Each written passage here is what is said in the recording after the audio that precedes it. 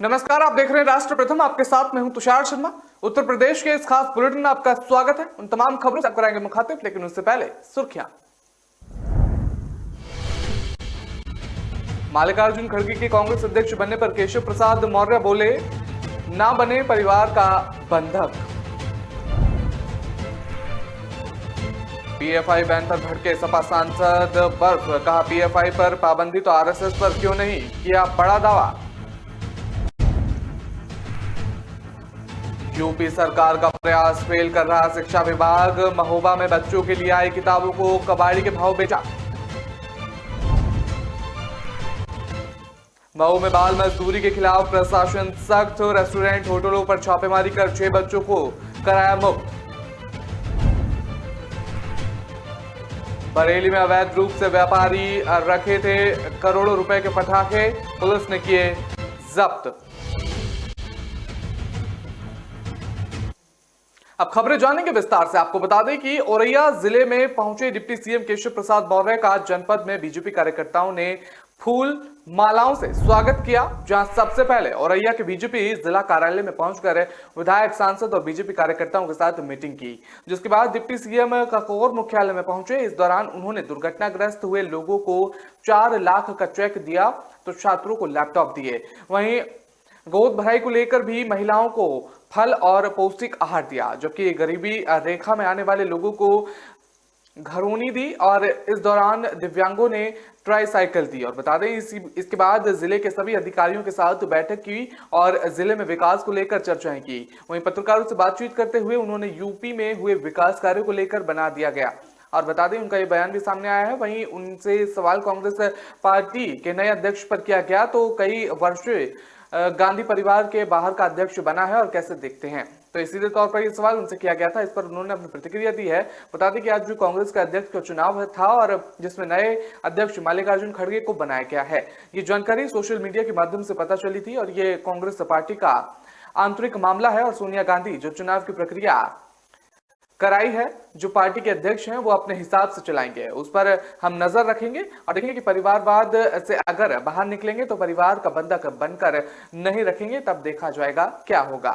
Deputy CM से पूछा गया कि निकाय चुनाव में बीजेपी कितनी सीटें जीतेगी। औरैया जिले में 7 सीटें बीजेपी जीतेगी और शानदार विजय प्राप्त करेगी।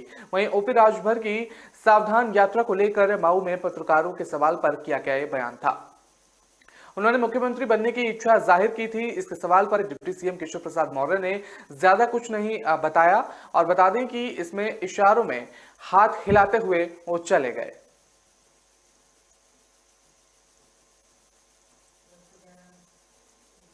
उत्तर प्रदेश स्थित संभल में समाजवादी पार्टी सांसद वर्फ अक्सर अपने बयानों को लेकर चर्चा में बने रहते हैं। अब उन्होंने पीएफआई पर बैन को लेकर एक बयान दिया है जो काफी चर्चा में बना हुआ है। सपा सांसद से जब बैन पर सवाल पूछा गया तो वो भड़क गए। उन्होंने कहा कि पीएफआई पर बैन हो सकता है तो आरएसएस क्यों नहीं हो सकता। सपा सांसद से जब पीएफआई को बैन को लेकर सवाल पूछा गया तो आरएसएस पर भड़क गए वो। उन्होंने कहा कि पीएफआई अगर बैन हो सकता है तो आरएसएस पर उन्होंने सीधे तौर पर यह सवाल खड़ा कर दिया। आरएसएस मुसलमानों पर जुल्म और ज्यादती करती रही है। आरएसएस ने धर्म सांसद बनाकर मुस्लिमों के कलेआम का ऐलान किया था। सरकार अगर बिना वजह के सियासी पार्टी पीएफआई पर बैन लगा सकती है तो सरकार आरएसएस पर भी बैन लगाएगी। हालांकि ये पहला मौका नहीं है जब वो पीएफआई पर बयान देकर चर्चा में आए हैं। इससे पहले भी उन्होंने कहा था कि पीएफआई पढ़े लिखों का संगठन है और पढ़े लिखों की पार्टी है, मुसलमानों को रिप्रेजेंट करती है, मुसलमानों पर होने वाली ज्यादती पर खड़ी होती है, इसलिए बैन कर दिया गया है। हमने पीएफआई की कोई देश विरोधी गतिविधि नहीं देखी है। जांच एजेंसी किसी भी इनवलव कर देती है।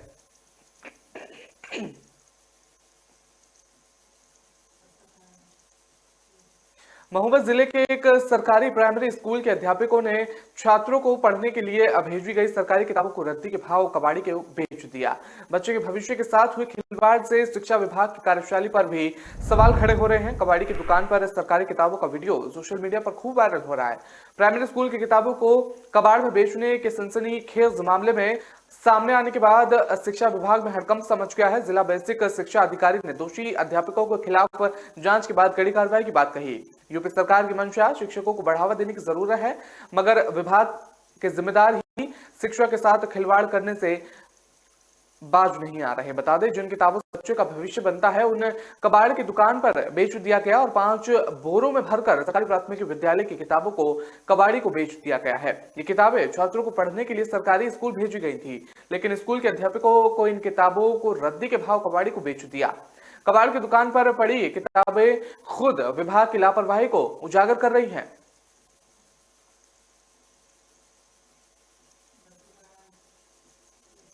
यूपी के मऊ जिले में चल रहे रेस्टोरेंट और होटल व्यवसाय में अवैध रूप से काम पर रखे गए नाबालिग बाल श्रमिकों के खिलाफ प्रशासन सख्त मूड में नजर आ रहा है। जिलाधिकारी अरुण कुमार के निर्देश पर जिले के कई नामी रेस्टोरेंट में छापेमारी की कार्रवाई की गई है और 6 नाबालिग बंधुआ मजदूर को मुक्त कराया गया है। और बता दें कि मऊ जिले में स्थानीय बड़े रेस्टोरेंट और होटलों में नाबालिग बाल बंधुआ मजदूरों से काम कराने की गोपनीय सूचना मिलने के बाद प्रशासन ने यह कार्रवाई की है। प्रशासन ने जिले के नामी गिरामी रेस्टोरेंट और होटलों पर छापेमारी की है, जिसमें 6 बाल बंधुआ मजदूरों को उनके मालिकों के चंगुल से छुड़ाया गया है। साथ ही उनके मेडिकल कराई जा रही है और पुनर्वास के लिए भी व्यवस्था की जा रही है। वहीं आरोपी रेस्टोरेंट मालिकों के खिलाफ मुकदमा दर्ज करने की कार्रवाई की जा रही है। मऊ के श्रम प्रवर्तन अधिकारी लाइक अहमद ने बताया है कि जिलाधिकारी के निर्देश पर जिले के कई नामी रेस्टोरेंट और होटलों पर छापेमारी की कार्रवाई की जा रही है। इनमें से मऊ के ब्रह्मस्थान क्षेत्र में तंदूरी तड़के और रेस्टोरेंट पर भी हुई कार्रवाई है। बता दें, एक बिहार का नाबालिग बच्चा काम करता हुआ दिखा टीम को मिला है। साथ ही जिले के अन्य 5 स्थानों से भी कुल 6 बच्चे बंधक बनाकर गैर कानूनी तरीके से मजदूरी से मुक्त कराए गए हैं। इनके मेडिकल आदि की कार्रवाई करने के बाद पोषण पुनर्वास की व्यवस्था की जा रही है। गौरतलब है कि जिले के बड़े बड़े नामी रेस्टोरेंट धड़ल्ले से संचालित किए जा रहे हैं, जिनमें से बाल श्रमिकों को रखकर काम कराया जा रहा है। इस बीच प्रशासन खामोश मूकदर्शक बनकर इस व्यवस्था को देख रहा है। शासन के कड़े निर्देश के बावजूद भी कई कार्रवाई से कितना बाल बंधुआ मजदूर को प्रशासन रोक पाएगा, ये तो आने वाला वक्त ही बता पाएगा।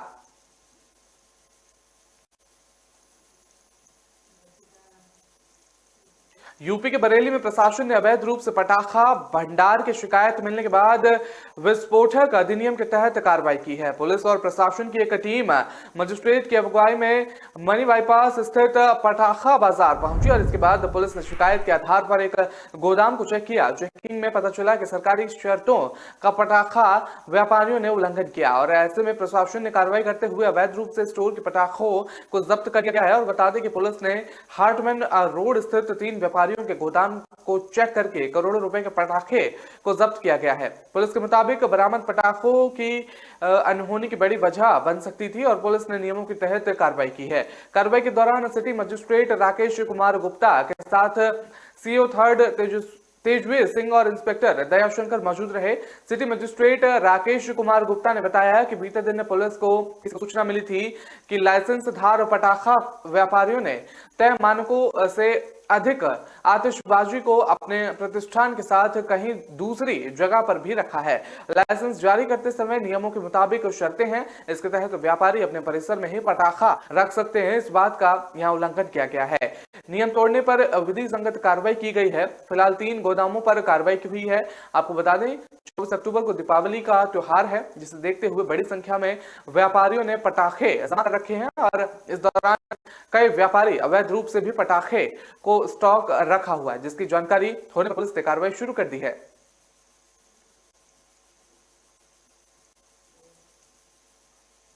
फिलहाल वक्त तो चला एक छोटे से ब्रेक का। खबरों का सिलसिला लगातार जारी रहेगा।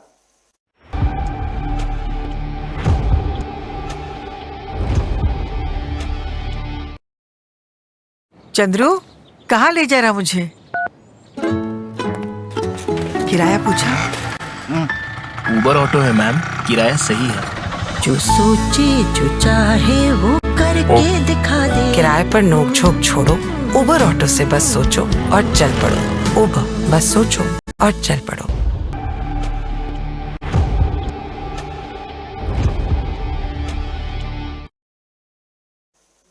ब्रेक में आपका स्वागत है। रुक करते हैं अगली खबर का। आपको बता दें कि राष्ट्रीय अन्वेषण अभिकरण यानी कि एनआईए ने उत्तर प्रदेश और दिल्ली में 2 स्थानों पर छापे मारे और प्रतिबंधित आतंकी संगठन आईएसआईएस के वॉइस ऑफ हिंद मॉड्यूल के एक धुर चरमपंथी सदस्य को गिरफ्तार कर लिया है। एक अधिकारी ने यह जानकारी दी है। एजेंसी के एक प्रवक्ता ने कहा है कि उत्तर प्रदेश में व्यापार वाराणसी के निवासी बासित कलाम सिद्दीकी को प्रतिबंधित आतंकवादी संगठन Islamic state of Iraq and Syria द्वारा आतंकवादी हिंसा के जरिए भारत के खिलाफ हिंसक जिहाद छोड़ने के लिए युवाओं को चरमपंथी बनाने और उन्हें भर्ती कराने की साजिश से संबंधित एक मामले में गिरफ्तार किया गया है।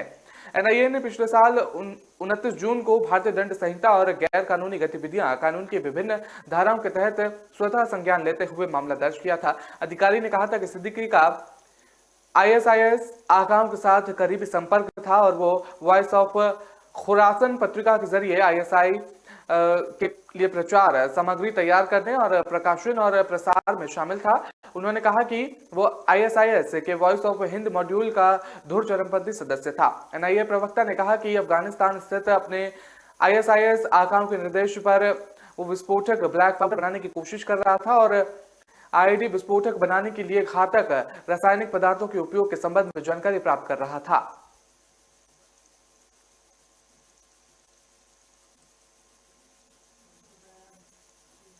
गाजियाबाद के नंदग्राम थाना क्षेत्र में 38 वर्षीय महिला के साथ हुए गैंगरेप मामले में पुलिस ने 5 नामजद आरोपियों के खिलाफ एफआईआर दर्ज कर ली है। आरोपियों की पहचान शाहरुख, जावेद, दीनू, धोलू और औरंगजेब के रूप में की गई है। इनमें से शाहरुख को गिरफ्तार कर लिया गया है। पीड़ित महिला दिल्ली के नंद नगरी की रहने वाली बताई जा रही है। महिला को दिल्ली के गुरु तेग बहादुर अस्पताल यानी कि जीटीबी अस्पताल में भर्ती कराया गया है और गैंगरेप की घटना के बाद दिल्ली महिला आयोग की अध्यक्ष स्वाति मालीवाल गाजियाबाद के एसएसपी को नोटिस जारी किया है। ये घटना गाजियाबाद के राजनगर एक्सटेंशन रोड पर हुई है और ये दावा किया गया है कि महिला बोरी में बंद मिली थी और पुलिस को इसकी सूचना किसी ने दी थी, जिसके बाद उसे अस्पताल में भर्ती कराया गया।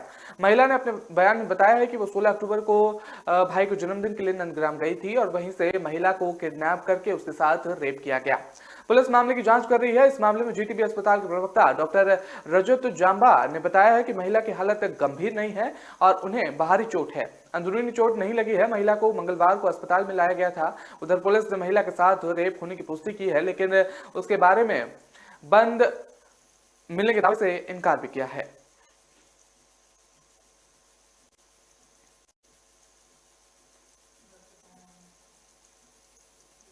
गाजियाबाद स्थित नंदग्राम थाना क्षेत्र के राजनगर एक्सटेंशन में महिला के साथ गैंगरेप की घटना सामने आई थी। पुलिस के अनुसार 5 लोगों ने उसके साथ 2 दिन तक रेप किया और फिर उसे बोरी में बंद करके सड़क किनारे फेंक दिया, जिसके बाद पुलिस को सूचना मिली थी कि सड़क किनारे एक महिला बोरी में बंद मिली है और इसके बाद पुलिस ने महिला को अस्पताल में भर्ती कराया गया और महिला को दिल्ली के जीटीबी अस्पताल में भर्ती कराया गया। वहीं पुलिस की माने तो ये प्रॉपर्टी विवाद का मामला है।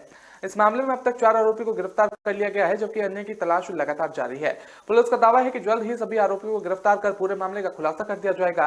दूसरी ओर इस मामले पर दिल्ली महिला आयोग की अध्यक्ष स्वाति मालीवाल ने सवाल खड़े कर दिए हैं। वहीं इस घटना को लेकर गाजियाबाद एसएसपी को नोटिस भी जारी कर दिया है। वहीं इस खबर के सामने आते ही इलाके में हड़कंप मच गया है। दूसरी ओर जीटीबी अस्पताल में भर्ती महिला की हालत में सुधार हुआ है। वहीं स्वाति मालीवाल ने कहा है कि दिल्ली की लड़की गाजियाबाद से रात में वापस आ रही थी जब उससे जबरन गाड़ी में उठा ले गए और 5 लोगों ने 2 दिन तक लगातार उसका बलात्कार किया। उसके बाद सड़क किनारे बोरी में मिली अस्पताल में जिंदगी के लिए लड़ रही है वो महिला। गाजियाबाद एसएसपी को भी नोटिस इशू कर दिया गया इस मामले में।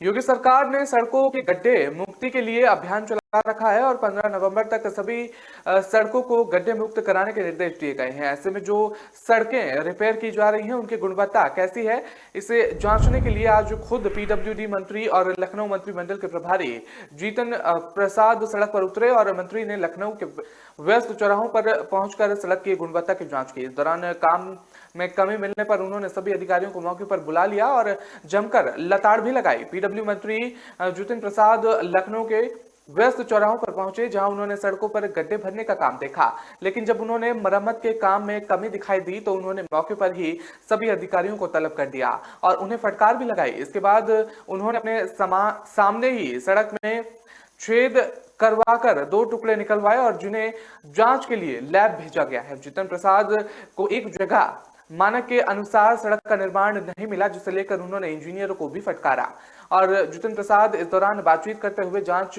में समय मिलने पर कई बड़े अफसरों पर कार्रवाई के संकेत दिए। उन्होंने कहा कि आगे आगे देखिए क्या होता है। सीधे तौर पर वो फटकार लगाते हुए नजर आए।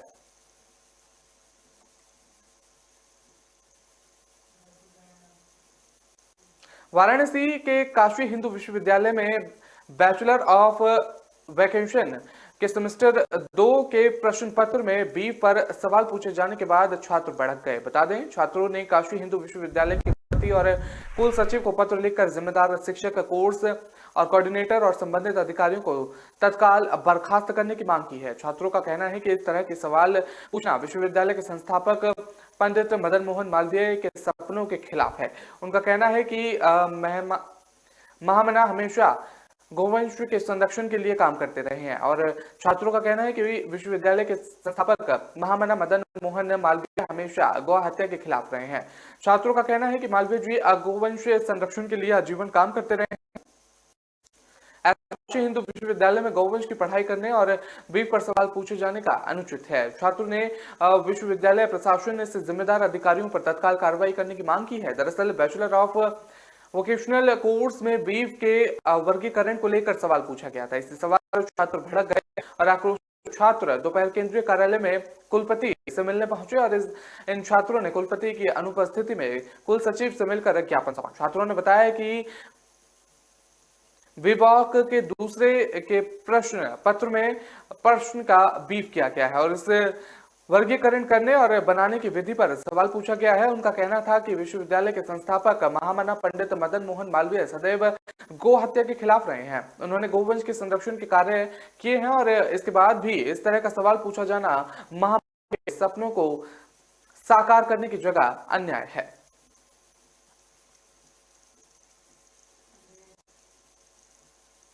फिलहाल वक्त तो चला एक छोटे से ब्रेक का। खबरों का सिलसिला लगातार जारी रहेगा।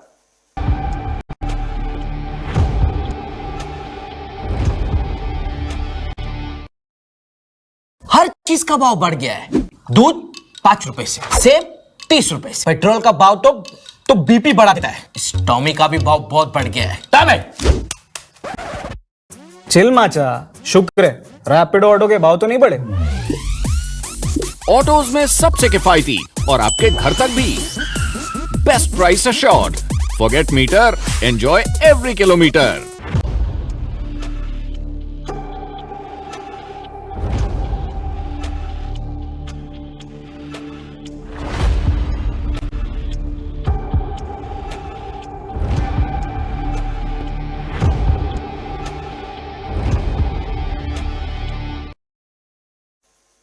ब्रेक में आपका स्वागत है। रुक करते हैं अगली खबर का। आपको बता दें कि कानपुर महानगर में आज से अग्निवीर भर्ती रैली का आयोजन किया जा रहा है। कानपुर नगर सहित 13 जिलों के लिए आयोजित अग्निवीर परीक्षा में युवाओं का आना शुरू हो चुका है। कानपुर सेंट्रल रेलवे स्टेशन पर जीआरपी और आरपीएफ पुलिस ने अग्निवीर में परीक्षा में आए हुए युवाओं के लिए सरल और सुगम उपाय किए हुए हैं ताकि युवाओं को परीक्षा केंद्र तक पहुंचने के लिए कोई मुश्किलों का सामना नहीं करना पड़े।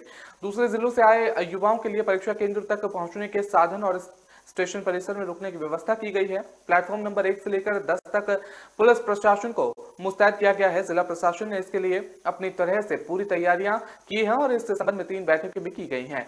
जिला प्रशासन ने पिछले दिनों परीक्षा के दौरान अव्यवस्थाओं से सीख लेते हुए व्यवस्था दुरुस्त करने का दावा कर रहा है और रोडवेज बस, रेलवे स्टेशन और परीक्षा सेंटर पर किसी तरह की कोई अव्यवस्था ना फैले, इसके लिए नोडल अधिकारियों की टीम भी लगाई गई है।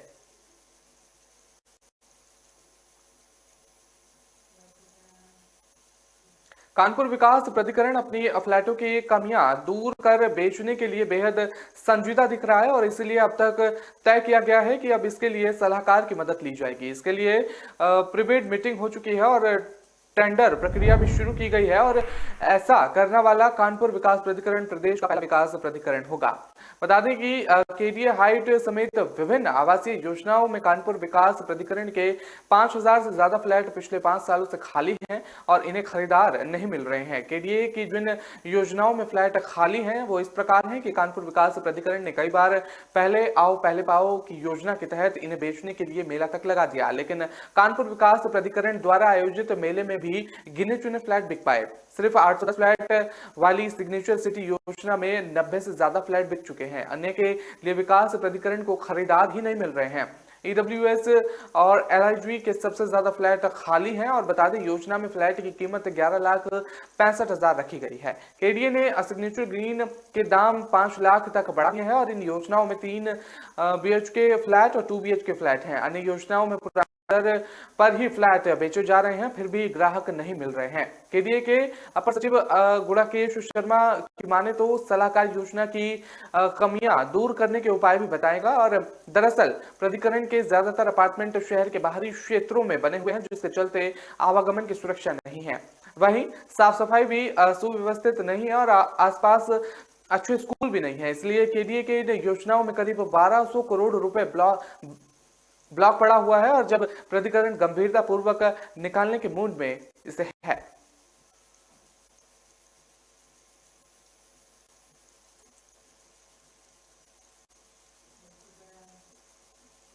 उत्तर प्रदेश के आगरा जिले के मई गांव में एक युवक की उसे के चचेरे भाई ने कथित रूप से पीट कर उसका गला घोटकर उसकी हत्या कर दी। पुलिस ने इसकी जानकारी दी है। पुलिस ने बताया है कि मरने वाला युवक की पहचान ओमवीर के रूप में की गई है। उन्होंने बताया है कि विवाद के बाद ओमवीर के ताऊ के लड़के ने उसे घर घेर लिया और उसे दौड़ा कर पीटा और उसका गला घोटकर उसकी हत्या कर दी, जिसके बाद सभी आरोपी मौके से फरार बताए जा रहे हैं। मामला आगरा के मई गांव का बताया जा रहा है, जहां पर युवक के चचेरे भाइयों ने पहले से बुरी तरह उसे पीटा और उसके बाद उसका गला घोटकर उसकी हत्या कर दी। इसके साथ ही हत्या के आरोपी मौके से फरार बताए जा रहे हैं। बताया जा रहा है कि खेत की मेड़ जोतने के विरोध पर यह हत्या की गई है। दरअसल ताऊ के लड़के से विवाद होने के बाद युवक अकेला पड़ गया, जिसके बाद आरोपियों ने युवक को घेरते हुए उसके साथ मारपीट कर दी और उसका गला घोटकर उसकी हत्या कर दी। बता दें हमले के बाद आरोपी मौके से फरार बताए गए हैं और मृतक की पहचान और परिजन का आरोप है कि ओमवीर पर पहले लाठी डंडे से हमला किया गया और इसके बाद गला दबाकर उसकी हत्या कर दी गई। मृतक के पिता ने आरोपियों के खिलाफ मुकदमा दर्ज कराया है और एसपी सत्यजीत गुप्ता ने बताया है कि खेत की मेड़ जोतने के लेकर परिवार के ही 2 पक्षों में विवाद हुआ था, जिनमें से एक की मौत हो गई और इसके अलावा पुलिस ने बताया है कि एतमशोला क्षेत्र में देर रात एक सब्जी विक्रेता रवि की हत्या कर दी गई। हत्या के आरोपी ने सब्जी विक्रेता के ठेले से ही चाकू उठाकर उसके सीने में मार दिया। पुलिस ने बताया कि आगे की कार्रवाई की जा रही है। इसमें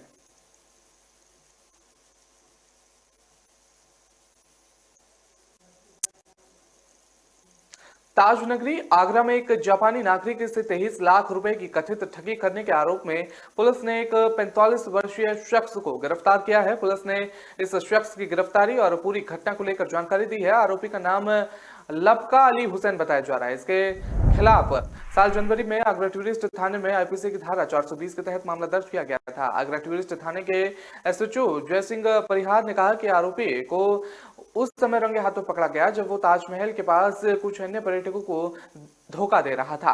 पुलिस ने आरोपी को गिरफ्तार कर उसे मजिस्ट्रेट के सामने पेश किया और फिर जेल भेज दिया। बता दें कि पुलिस के अनुसार ये मामला 3 साल पुराना बताया जा रहा है। मार्च 2019 का ये मामला बताया जा रहा है, जब जापान के क्योटो की रहने वाली 56 साल की महिला भारत आई थी। आगरा पहुंचने पर वो अपने होटल के लिए सस्ता और रास्ता भटक गई और बता दें तो उसने वहां के स्थानीय निवासी हुसैन से मदद ली। पुलिस के मुताबिक अगले दिन हुसैन ने उसे शहर का दौरा कराया। बाद में उसके बारे में कहा गया कि उसने आभूषण खरीदने के लिए उससे 23 लाख रुपए ठग लिए, जिसमें उसने वादा किया था कि वो सभी सीमा शुल्क औपचारिकताओं को पूरा करने के बाद जापान वापस भेज देगा। उसके बाद वो जापान लौट गई और लेकिन उसे आभूषण कभी नहीं मिले, जिसके बाद वो इसी साल जनवरी में भारत लौटी और आरोपी के खिलाफ प्राथमिकी दर्ज कराई। पुलिस ने कहा कि महिला को हुसैन को गिरफ्तारी के बारे में सूचित कर दिया गया है और वो जल्द ही अदालत में पेश होगी।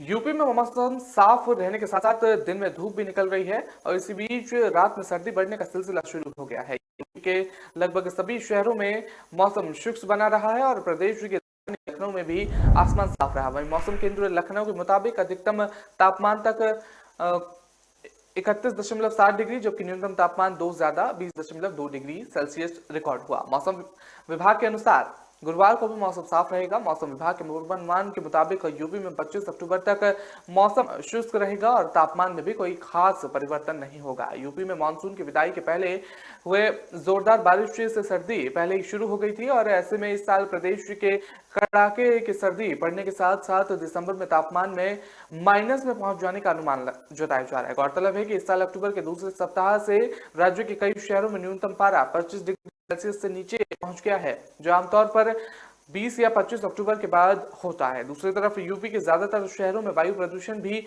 बढ़ने लगा है। गुरुवार की सुबह यूपी के अलग अलग जिलों में वायु गुणवत्ता सूचकांक मध्यम से खराब श्रेणी में रिकॉर्ड दर्ज किया गया।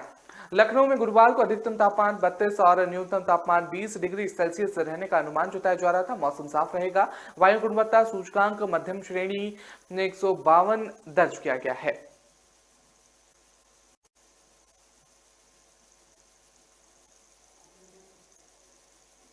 फिलहाल बुलेटिन में इतना ही। मुझे दीजिए इजाजत। नमस्कार।